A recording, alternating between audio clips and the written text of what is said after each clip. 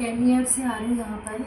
मेरी बेटी का भी इलाज कराई थी उसने, जब 3 ईयर्स की थी उसकी भी तबीयत ख़राब बहुत हो रही थी, अलग फील कर रही थी। तो सर के पास आई जब मेरी बेटी ठीक हुई, तब से मैं 10 ईयर्स से इधर आ रहे हैं? 10 ईयर्स बिफोर आई थी मैं यहाँ पर। अच्छा। 10 ईयर के बाद जब मेरी बेटी 3 ईयर्स की थी, उसको कुछ असरात ऐसा हो गया था, तो सर के पास मेरे को हमारे नेबर एड्रेस दिए थे, तो सर के पास आओ मैं ठीक कर देते बोले। तो जब इनके पास आई हूँ, मेरी बेटी को दो बार ही चाहिए, 2 ट्रिप में ठीक कर दिए मेरी बेटी को।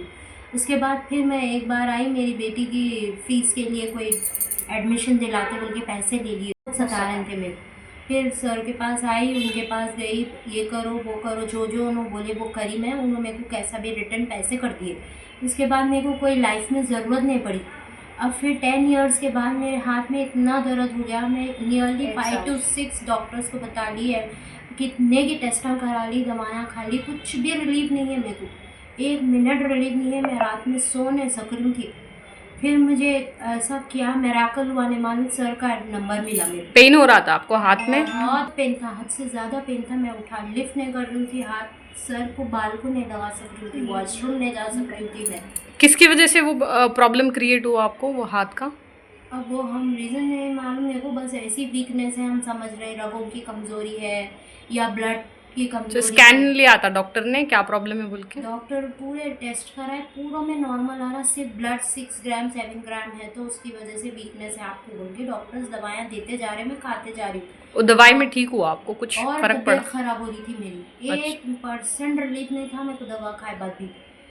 फिर मेरे को सर का नंबर एक मिरेकल के जैसा मिल गया मेरे को नंबर, क्योंकि 10 ईयर्स तक हम कभी पलट के यहाँ नहीं आए।